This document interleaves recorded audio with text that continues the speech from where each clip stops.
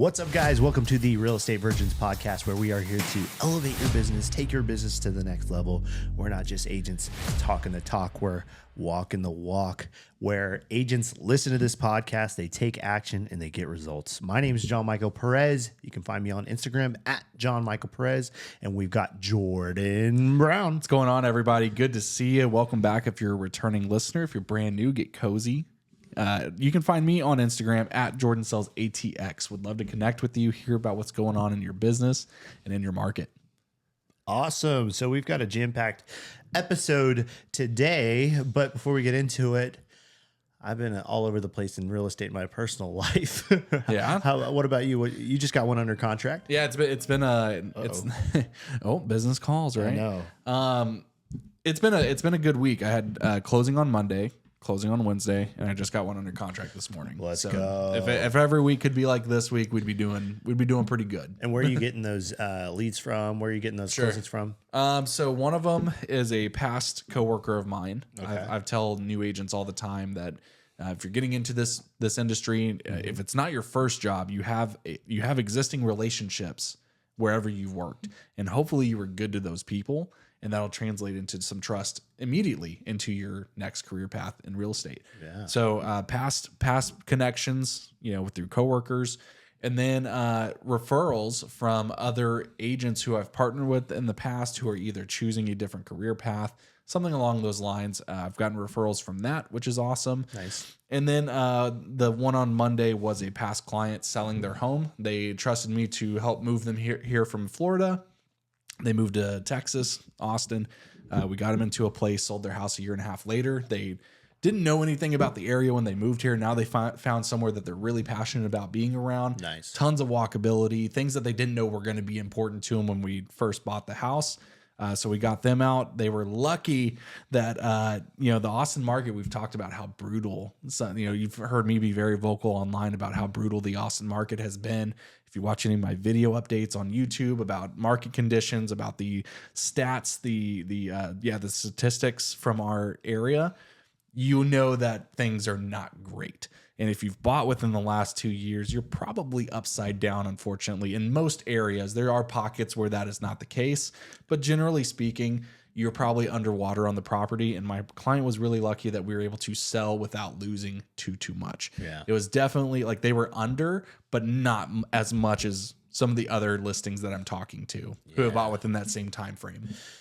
Yeah, I've got some listings right now that are just sitting, and I've done every single thing that I could. We priced it right. And so the Austin market in particular is different than a lot of other markets in the U.S. because we're still building. And so as compared to other cities that aren't building, that are still, houses are flying off the shelf because they don't have any other option except to buy that house. Yeah. We are still building. And so people are still moving here, but not to the effect of how much inventory we have. There's actually a lot of people leaving as well. For the first time in about 2 decades, there's an influx of people leaving our area, which is kind of crazy. I literally, funny enough, I didn't know we were going to talk about this, but my most recent video from 2 days ago on my YouTube channel goes over the top 5 reasons why people are moving out of the area. So I thought that was pretty interesting that we bringing that up. Yeah. So it's just and why different. Are those? Well, it's just different. Like when we say that Austin market is different, you have to look at the last 4 years.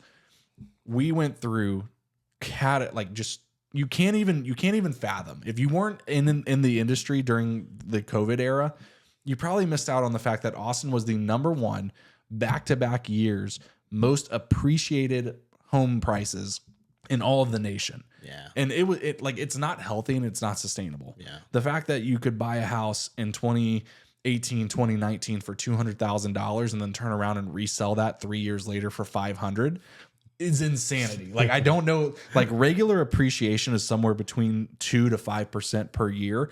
And we're talking 50, 100% appreciation within a 2-year span. Yeah. And that just is not sustainable. And so now we're on the flip side of that, where interest rates doubled, making affordability, whenever you pair that with the catastrophic rising of prices in our area, when that happens and then you have interest rates doubling in 2022, you just have an affordability issue. It's crazy because like I just got off a phone call before this where it was like, hey, I make 60 grand a year. Like, can I afford a house? And in my head, I'm like, in Austin, probably not. Maybe not. Like that 60 grand a year is good.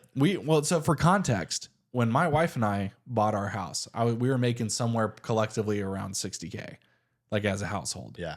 And it just shows you how different things are now than it was even just 5 years ago. Isn't it crazy? Yeah. And so now you like in the Austin area, Leander, some of the suburbs, you got to like make a minimum of 100 to 120 a year. I will say though, my closing on Wednesday was with a single mom who makes under 100K per year. And we just got her an awesome place. And she's super like over the moon about it. Thought she would never get it. Yeah. Heard how bad the market was. And we got creative. We found a perfect opportunity. And I want to say we got it for 60K under the original listing value, and we maxed out concessions. Nice. So she was able to buy down on a permanent basis her interest rate instead of taking a gamble on like a 3-2-1 buy down, a 2-1 buy down, and hoping that rates are better within that time. How much lower was that interest rate? Do you remember? So she got qualified around 7%, and we closed at 5.25%. That's not bad. So pretty good for 17,000 in concessions. Is that with Aaron? Huh? Was that with Aaron? It was. Wow. Yeah, sure was. Hey, shout out Erin with the home loan expert. Yeah. Always great doing business with her. She's if you don't know, your title companies, your lenders, your partners, the vendors you recommend, these are all extensions of you and your business. Yeah. And Erin has helped John multiple, probably hundreds of clients of ours between us and our team. And as a lender, you need someone that is like that goes to bat for your client.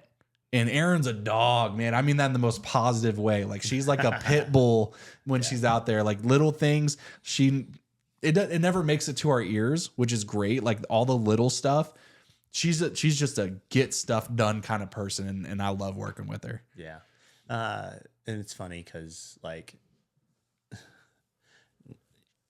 she does things in the background that we don't even know about. Yeah. And it gets it done, you know? And it's like, oh, you did that. I didn't realize that. Oh, Yeah. that's cool. When as compared to like other experiences where it's like, I've never had this issue before. Yeah, 100%. I mean, so like whenever you're in real estate, if you're a newer agent and this hasn't happened to you yet, I promise that it will. You're going to get hit up by lenders, by title companies, by all these people that want your business, right? Because you are a free source of referral business for them. And so you'll get lenders that say, hey, I want to take you out to coffee. I want to do X, Y, Z. I want to get to know about you and your business and how I can help service, your clients. And you'll take a chance, right? And you'll be like, okay, great. Like I'm not tied to any one person. I'll do business with you. And then you go through it and like, if you don't know any better, I guess like ignorance is bliss. But after working with Erin, and then I see just how much stuff that are like minor things that get brought up with other people, and it never happens with her. And I'm like, this is how it's supposed to be. It's supposed to be like, why is this minor thing that your underwriter is being picky about about to derail my transaction? Yeah. I was talking to Ryan, which is the person that owns the lending company that she's a part of. And he goes, I have to, I probably shouldn't even share. The underwriters get a hard time from Erin because she pushes it, she makes sure that things are done the right way and that she can for out a way. So, well, there's a reason she's our number bulldog. one. She's a bulldog. Absolutely. Yeah. For me, my personal business right now, unfortunately, it is the holidays, so I've been focusing on the team right now. Well, you just came off a huge run. Yeah, we were just talking about that, about not, how to get remotivated whenever you have an insane month or something. Yeah. So don't discount it. It's not like you've been in a lull for a long time. You just came off one of the hottest months you probably ever had. Yeah, that was nice. I capped in like 2 months, and so it was nice to go real hard for 2.5, 3 months, and then slow down the last month. But it's so funny when it comes to real estate agents, you'll probably understand this, is like it's in cycles throughout the year. And so right now my cycle's on the lower end, but within the next month or two, things will start ramping up again. But then, for me, my results are a direct tie to my actions. So right now my results are growing the team, tons of agents joining our team. And so that's because my actions were towards growing the team. Sure. And so, I've got showings. I got a couple showings this week, and I've got showings in the weekend and stuff like that. But I'm getting more results from other areas that I've been working on, and I'm excited about that. Like it's I'm cool. happy that we have that option where if we're in this lull of a certain aspect of the business, which is buy and sell transactions, you can still focus, like we can focus on other things, which is building relationships, helping our team, equipping our team. And that is going to reward us later on. So yeah. Full transparency though, we were talking about this when we were walking yesterday, and it's like when I have a good month, it's like, well, why do I even need to work for the next few months? It's like I'm fine, I'm comfortable, and that's a very dangerous place to be, because before you know it, like all that money's gone, and if you don't invest it in the right places, or if you're not continually doing the habits that you need to get those same results again. And so for me, comfortability is a dangerous place for me, because I get comfortable quick.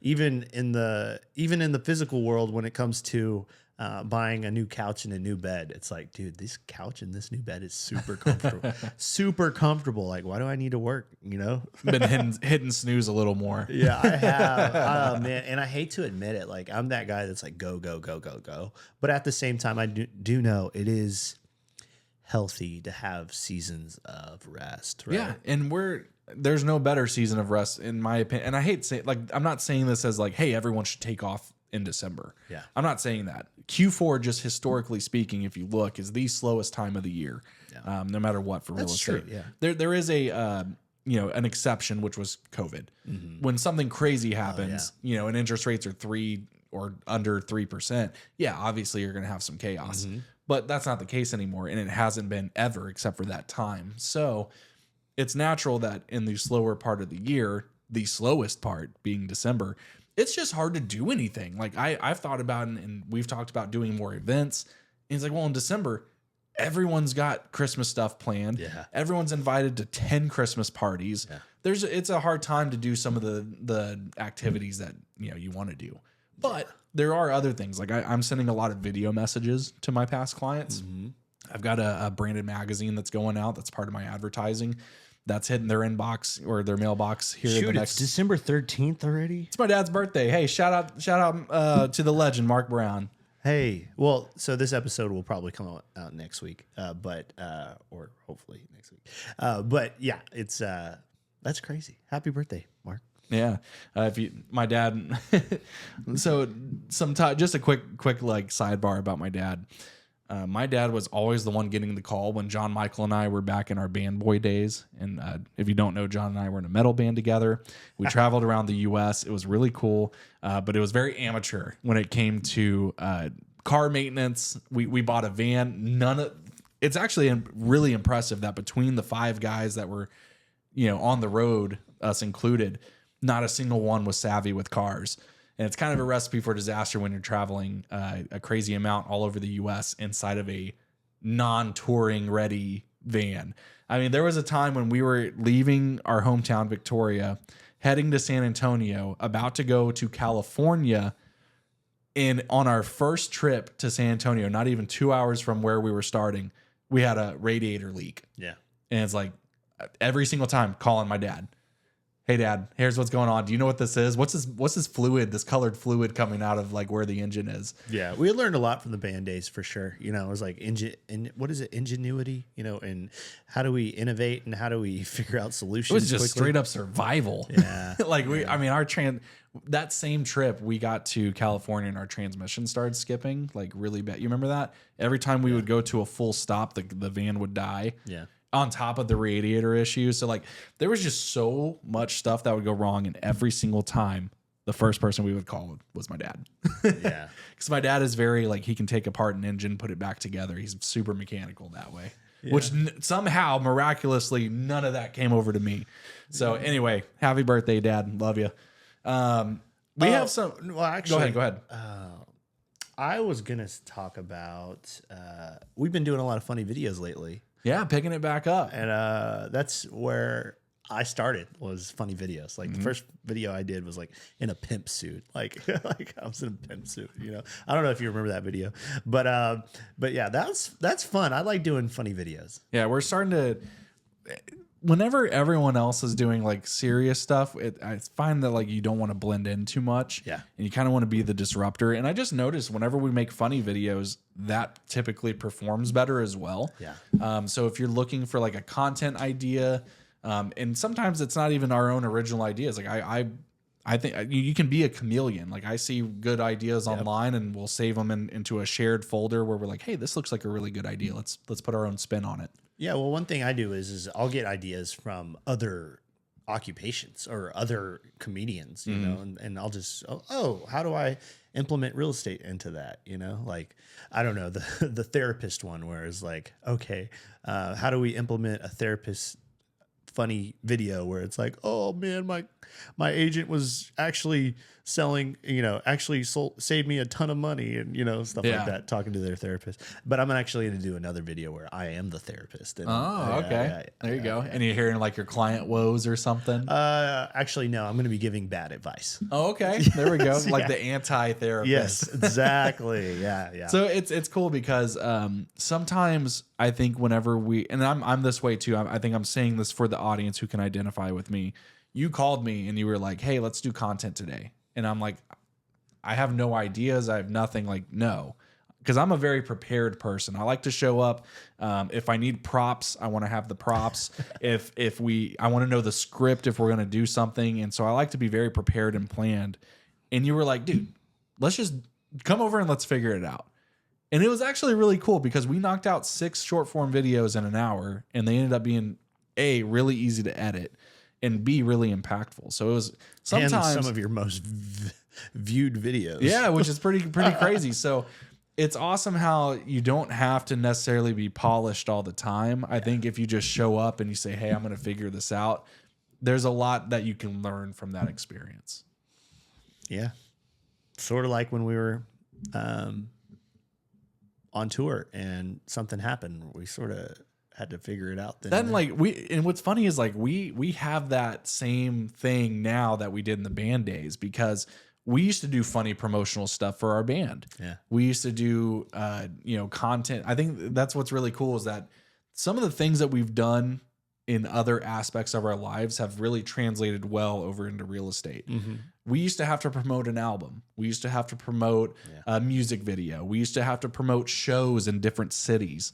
And that has translated really well into now, instead of promoting a musical product or an idea or a band, we're the product. Yeah. So it's how do you but you know, I just think it's cool that we were introduced to that really early on and we've carried that over into a different career path. Well, you were telling me yesterday that you edited videos in high school. That was crazy. Yeah. I didn't know that. Yeah. We had an animation, like a multimedia and animation class in my high school, which is really weird because like I went to a really ghetto high school. So it's actually shocking that we had 50% of people actually dropped out by the time they were in crazy senior. stat. So 1,400 people were in my freshman class and 1,550 graduated with me. And we were shut down by the state. So I was the last graduating class of that high school. Wait, 1,400. We had an over like 60% dropout rate. That doesn't make sense though. 1,400 started with us. Freshman. 550 graduated. 550. So almost 900 people dropped out. Gotcha. That's insane. Yeah. Wow. Yeah, that makes sense. Our senior shirts said Memorial High School, the end of an, instead of error, the end of an error. It was pretty good. That is funny. Well, y'all were the last class for Memorial, right? Yeah. Wow. And then they split it up into 2 smaller schools. Wow. Cool. So we got some real estate news to talk about. Absolutely. Before we get, as if you were coming from the last podcast, we told you we're going to talk about business planning for 2025. Before we get into that, we have some interesting stories to share from the real estate world. First and foremost, real estate influencer and self-proclaimed short sale queen could be facing a hefty prison sentence after a recent mortgage fraud indictment. That's exciting. According to the information presented in court beginning in 2017, I'm going to leave the names out. I don't know. I'm not going to do that. Along with others, are alleged to have operated a mortgage fraud scheme using various companies, including Short Sale Queen LLC. The defendants researched and located properties that were in pre-foreclosure short sale process and approached the homeowner about listing the properties for sale. Nothing wrong with that, but this is where it gets interesting and illegal. After signing a listing agreement with the homeowners, the defendants submitted various fraudulent documents to financial institutions and mortgage companies for the purpose of freezing or halting the foreclosure process. There's so many opportunities in real estate where you could do fraudulent things, and that's why it's so important to have morals. Well, I'm sure you guys just got your reminder about your ethics. Well, that might be just Texas. I think. maybe, but that's why we have an ethics course, right? Because people I think whenever people are going through it, they're going, "Who would ever do this?" Here you go. Here's an example. And so, to finish this out, such documents included falsified purchase agreements from supposedly buyers, as well as altered proof of funds letters showing that the buyers had means to purchase the property. Oof. Based on these representations, the financial institutions then halted foreclosure proceedings, waived fees collection, and unknowingly allowed the defendant time to find a real buyer, or in other instances, canceled the deal when they could not locate a legitimate buyer. All told, the defendants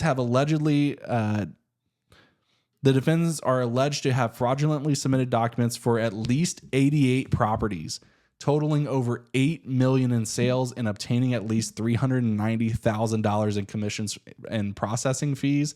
And that caused the companies at least $2.5 million in losses to these financial institutions. And what's crazy is like these people that are $2.5 million. It's like probably who these are pretty big time agents too, right? I think so. I mean, at least like from a production standpoint. I mean, 88 properties in total just from this indictment. Do you think they're gonna? Oh, it says if convicted, the defendants each face up to 30 years in federal prison. Hey, kids, if you need a reason to not act unethically, if convicted, 30 years in federal prison. $2.5 million though is nothing compared to 30 years. Yeah, you know what I mean? Like that's nothing. Well, that's not even what they took. That's the crazy part. The all that they gained was $390,000 in commissions and fees. So all over, and that's not even per person. That's in total. So for $390,000, you went through all this fraud for 30 years, and for what? And now you're possibly getting 30 years in prison. That's insane. That's horrible. All of this is according to the U.S. Attorney's Office website, so you can look that up. So what are your thoughts on that? I mean, people are generally disappointing. Or can even be. People that you look up to too. It's crazy. Oh, I'm sure this person was probably a #1 agent in their area. They were probably a this. They posted about it on social media how they did this for this family, and I mean, just look at it. Like the optics are terrible. Just a terrible. I mean, honestly, it sucks. Like I hate that this is who our competition is. Yeah, and that's like why we run things on such a relational basis and why we try to do things with integrity. I think you can see not all agents are created equal. I agree. Oh man, I had a point to make too. This sort of leads me into the conversation of, you know how, and I'm going to make a funny video about this, by the way. At the end of the year, there's all these agents that are like, I sold this amount, I just got XYZ award. You would be surprised how many real estate agents actually pay for these awards. Oh yeah. Like you have to submit it in. It's not like the board is keeping up with this for you. Yes. It's someone sitting there keeping tabs over their own production and then being like, "Hey guys, look at how much I did." You'd be surprised how many agents they're like, "Oh, I want to be on the front page of XYZ," right? And they actually pay, well, I'm going to pay $5,000 to be on the front page of Realtors of freaking amazing golden tier award or whatever. And they pay for these awards, right? Yeah. And so like, yes, it's cool, but like you're paying for it. Yeah. It's not like somebody actually like, this guy's killing it, let's give him an award. Well, and then there's also the case of like, there's other parts where teams, like there's one person that gets the credit for it, but it's an entire team's production. Yeah. So they're like, this person sold 700 and something units. And you're sitting there going, how many closings per day is like 2 closings per day is nuts. Yeah. And then what you don't realize is that's a network of like 30 people underneath him. Yep. And it all funnels to this one person. Yep. So, you know, I guess perception's reality, but not everything is as it seems. Yeah.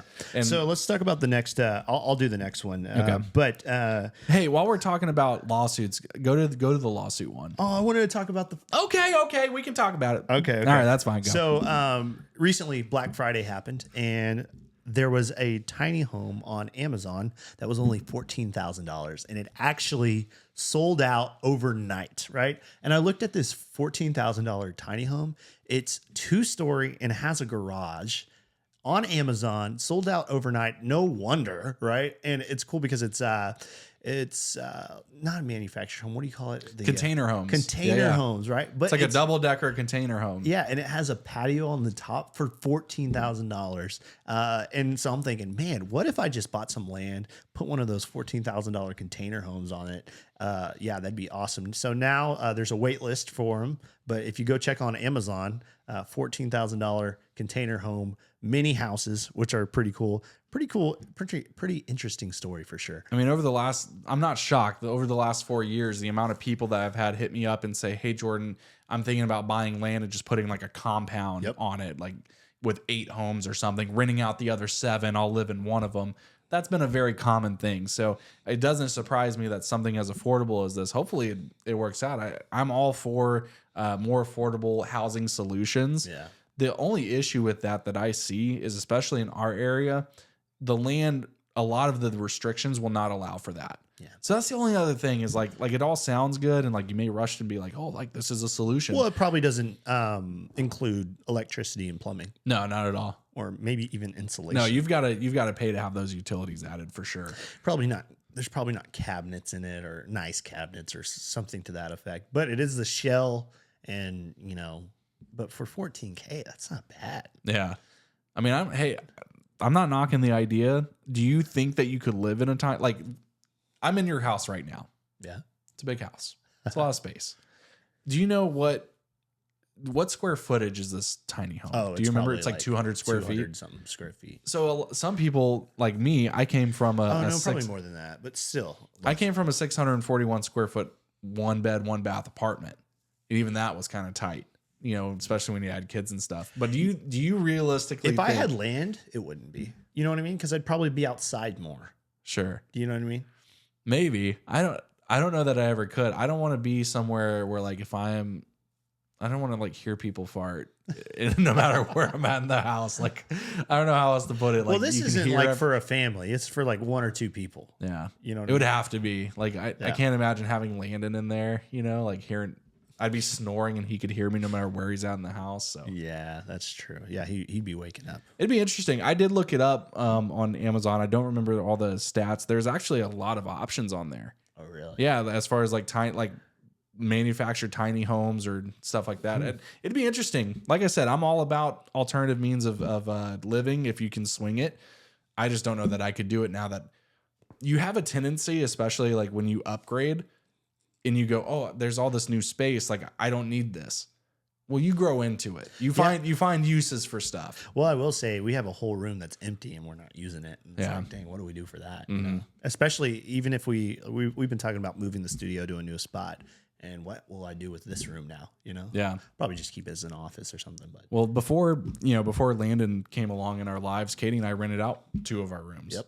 And that was it. We had 3. We have a 4-bedroom. It was just us at the time, and we were either in our bedroom or in the living room. That was it at all hours. Yeah.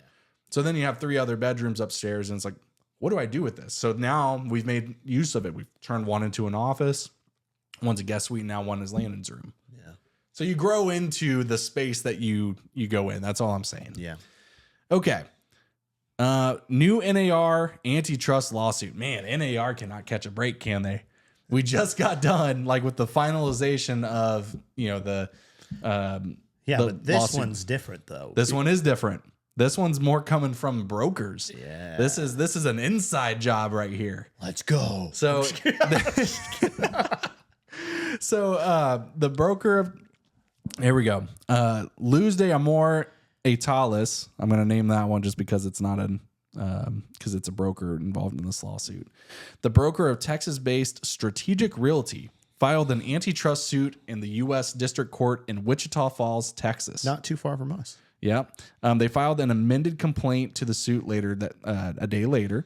She's representing herself in the case, and in her complaint, she claims that the NAR rule that requires realtors to join the local, state, and national associations is an illegal tying agreement to an antitrust violation. She claims that the defendants have engaged in monopolistic practices that unlawfully restrict competition in the real estate market. She says that brokers must purchase association memberships that they may not need or want to obtain in order to get MLS services. This structure has created an anti-competitive monopoly over MLS services, limiting the market's ability to support alternative trade organizations, thereby stifling competition in violation of the Sherman Act. I agree. And that is according to an article by Brooke Lee Hahn with Housing Wire. I actually agree. I think that when we become a real estate agent, like for example, brand new real estate agents, they're like, I've got to join an association. Like I have to, in order to get even join a brokerage, right? Like to even join these big brokerages, you have to. Or even the small brokerages. Well, or like your local board of realtors, some of them are starting to not require you to be an NAR member in order to get their MLS access. Here in Austin, we're with ABOR, Austin Board of Realtors. We are forced to be a NAR member in order to get MLS access. So it's not enough to just have your license. It's not enough to have a broker willing to sponsor you. You have to agree and pay dues to NAR in order to fulfill a very key aspect of your job. Yeah. So I can understand where that is a monopoly. There's no other if I want to go show houses to someone and access, homes, I have to be an NAR member in my association. And I think that's ridiculous. Here's the thing. No matter how you feel about NAR as an entity, the fact that you are forced to pay for it and be a member of it is what I have an issue with. I saw some of the things where they're like, you have to pay for this charity, or some extra funds that you can unclick off of that. So, but one time I didn't. Yeah. And I called in there. They're like, actually, you can't. Really? Yeah, it was just once. But I don't know why. But it is a little bit tying our hands behind our back and being like, hey, if you don't join the NAR, then you can't get access to MLS. And I'm like, and that hinders a lot of what you can do as a realtor. Yeah. In our area. Mostly. Yeah. I mean, clients this morning are like, hey, can I get a seller's disclosure? And that's where the seller's disclosure is. Yeah. Otherwise, you're having to use like a third party site, look up the person, text them separately, and then they're going to be like, what are you talking about? It's on the MLS. Exactly. That's what they're going to do. They're going to be like, they're not going to just be open and be like, oh yeah, let me send it over to you. If they have it uploaded somewhere, they're going to say, don't you have MLS access? Yeah. And you don't if you're not an NAR member. I don't know why there hasn't been a third or a second, another option for MLS that's worked out. I don't know why. Yeah. I'm sure there's lobbying. I'm sure there's politics involved. I don't know. Yeah. That's just a guess. I mean, with anything that goes on in our country, I feel like there's big money involved. There's people paying for lobbying and for certain things to happen or not happen. Yeah. And I've got to think that NAR is probably feeling pretty cushy that they are mandatory in so many different areas, and that's a guaranteed money source for them. Yeah. And it's whether you're producing or not. If you want to be an active realtor and you sell 0 houses all year, NAR still made money off of you. Yeah. That's the crazy part. I agree. I think you should be given the option. And I think if NAR truly believes that there's something different and valuable, then they should leave it up to the realtors to decide if they want to be a part of it or not. It's like a Wikipedia almost, where it's like, hey, if you want to donate, you can. Well, yeah, but like if someone wants to be, so take it back on a basic level. There's real estate agents and realtors. Realtors are different than real estate agents. Mm-hmm. Realtors are members of NAR. Yeah. What that is supposed to mean to the public is that you as a realtor abide by a higher code of ethics. and that you operate a different way. And so if you truly believe that the agents value what you do for them and that you do for the public and that means something, let it be optional.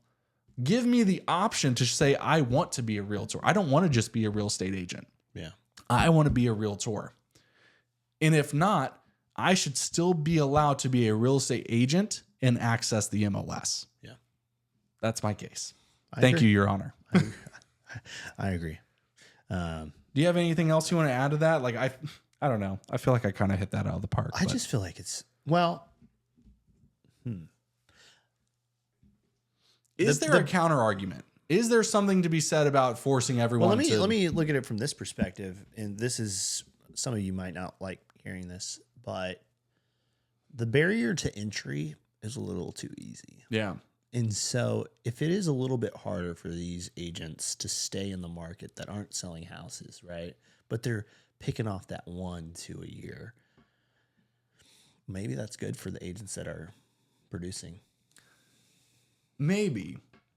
You know, You're saying like that extra payment every so often is the last thing that they go, I don't get the point of staying in. Exactly. And so they drop out. It's almost like a pay your dues, quite literally. Yeah. And if you can't pay your dues from real estate, you know, you probably haven't gotten, you know, you haven't put enough effort or hasn't worked out. No worries. You know? Yeah. I think I can appreciate what you mean by that. I'm just so about like, give people the freedom to decide. Yeah. So I mean, unfortunately, like that's how I am about my politics. That's how I am about, Yeah. and this is kind of political. So like, that's kind of, you know, how I stand on it too. Like monopolies are supposed to be like, that's the whole thing about the antitrust issue here is that you've made it to where we have no say. We have to pay you a separate association in order to get access to this critical tool for our jobs. Yeah. And that due is coming up too, right? Isn't it? Mm-hmm. we owe. I'm excited to see it. How much is it? Like 480 for us? For somewhere around there, 520, somewhere between 480 and 520. And then if you want to contribute on top of that, closer to And that's every 580, 3 or 4 months? every quarter. Yeah. Every 3 months? Yeah. I think it's 3 times a year. So maybe it is every 4 months. Yeah. I think it's 3 times a year. Yeah. But Austin dues are a lot more expensive than most other dues. They are. Are they? Yes, they are. Houston, it's like next to nothing. It's like $40 a month or something. Yeah. And if I'm not mistaken, That's crazy. I know. Central Texas. Everything's more expensive here. Our freaking property taxes, like everything is more expensive in this area. Yeah, I agree. But also like average price point is higher too. So like if you're selling stuff, then you know, whatever. Yeah. All right. So let's get into the goal setting strategies. Let's go ahead and finish this up within 7 to 12 minutes. Okay, perfect. So if you've stuck around, thank you. We're going to talk about setting goals for 2025. And this is just our suggestion. If you already have something that's working for you, please continue to do that.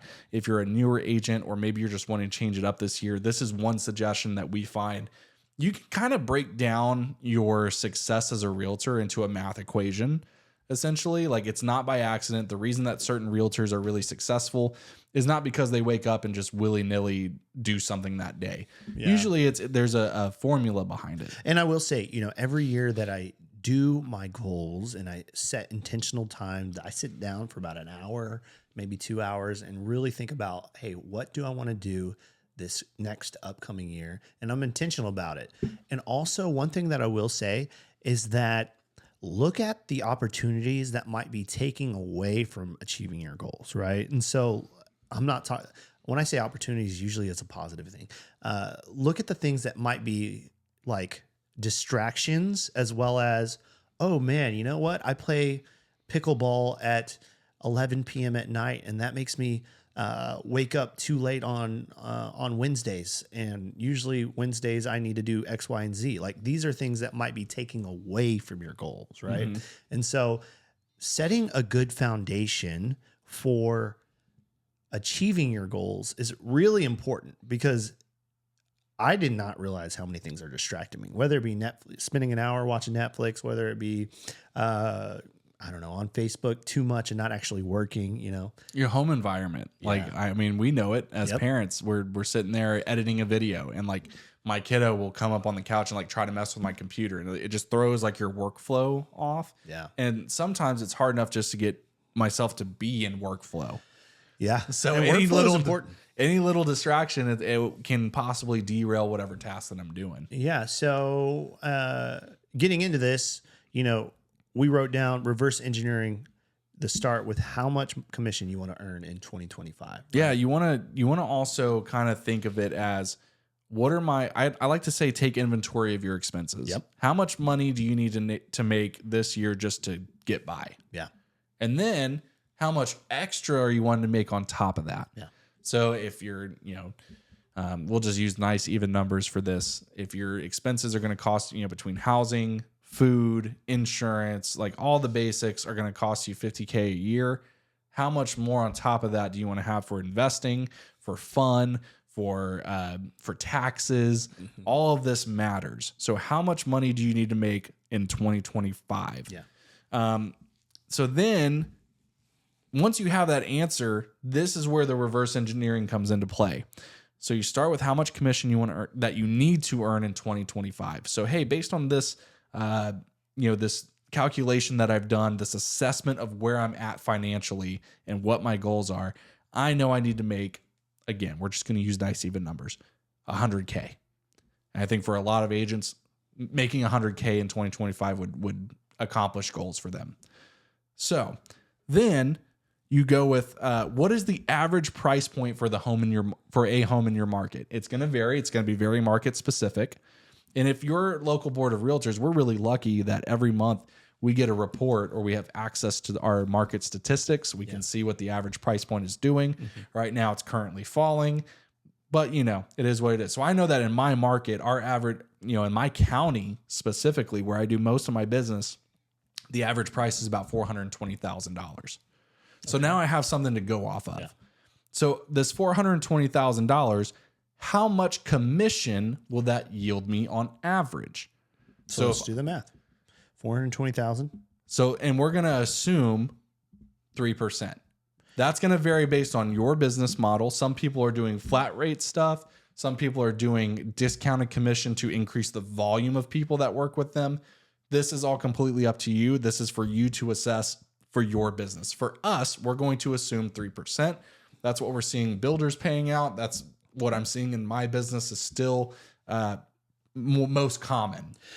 And so you would get $12,600. However, you got to think about expenses and what percentage your brokerage fee is as well. Yep. So of that 12,600, we know that X amount's going to get taken by our brokerage.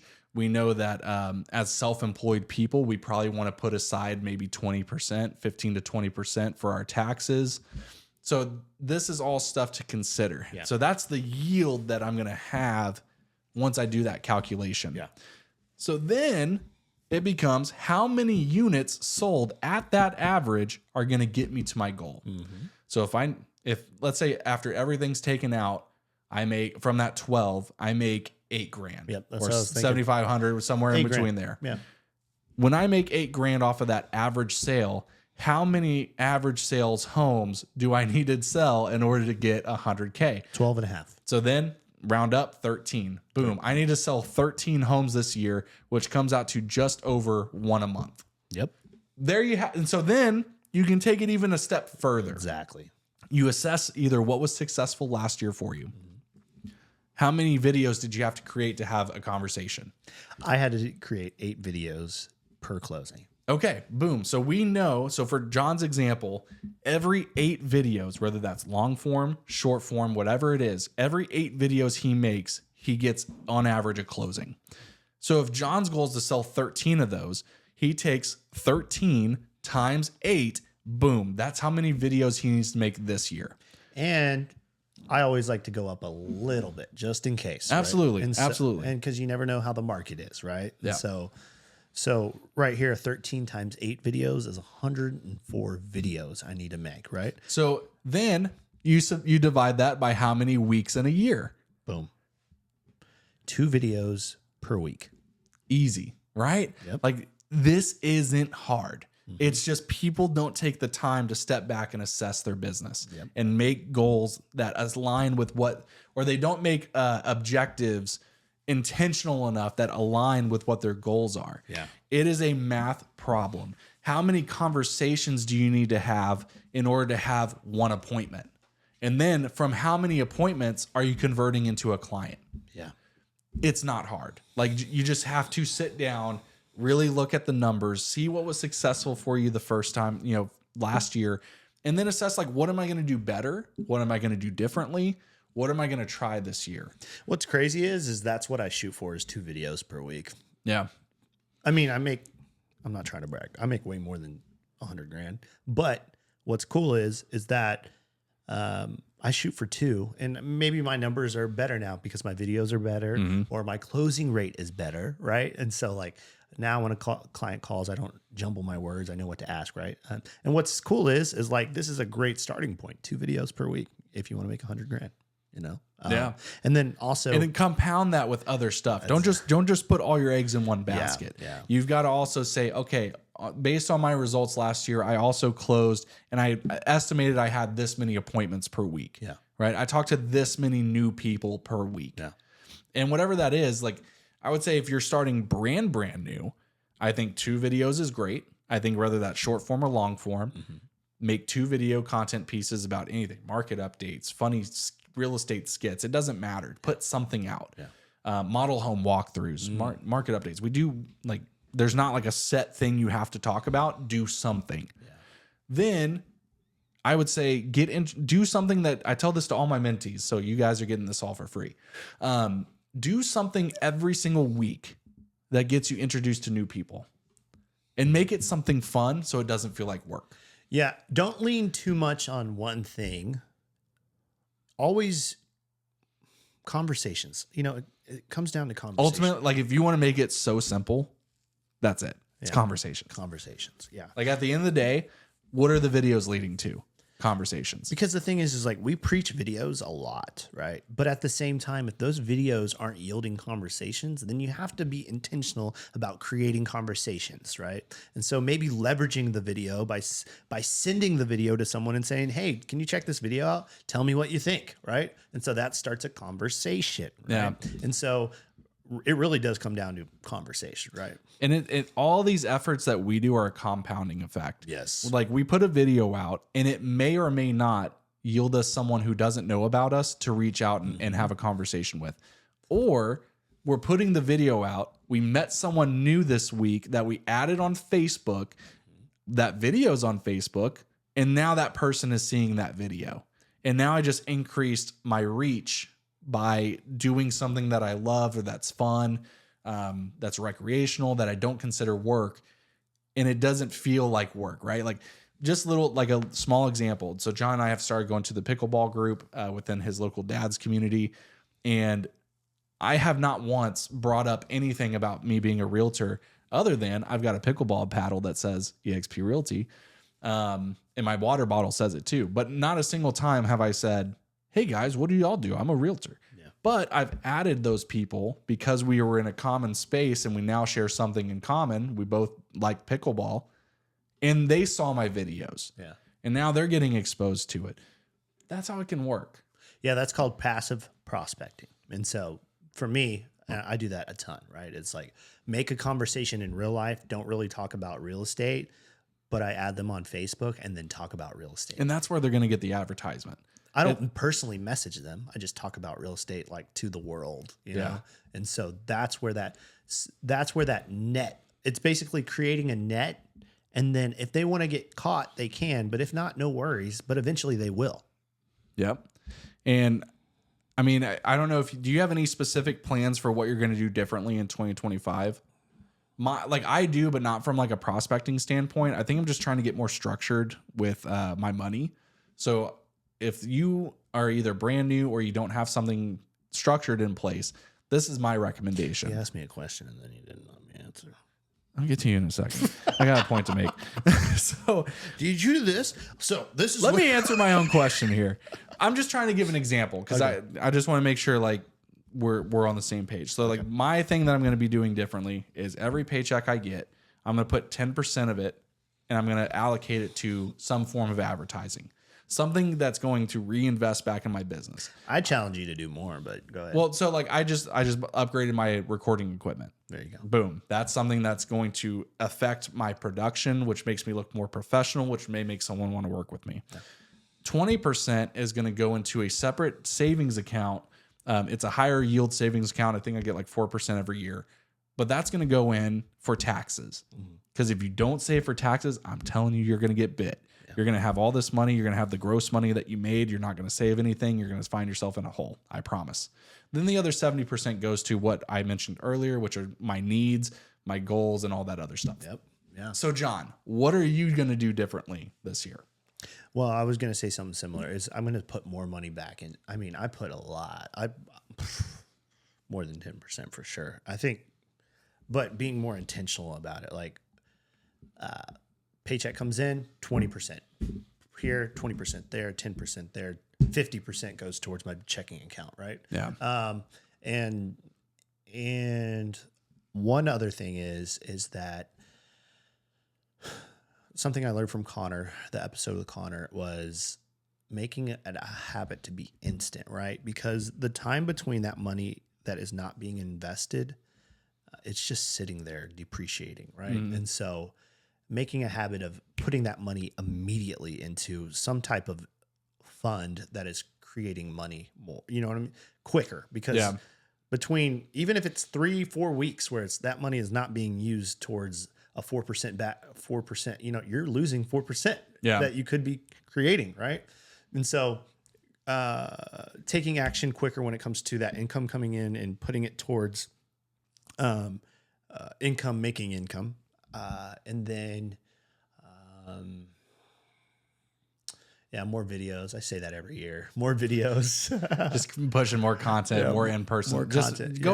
Just going harder on the things that work. Yeah, and then leverage. You know, I'm trying to get better at leverage. I feel like I'm doing pretty well at leveraging. So I've got somebody doing my emails. I've got the magazines that that are doing, that's automatic, right? Like I only set it up once, maybe update the contacts.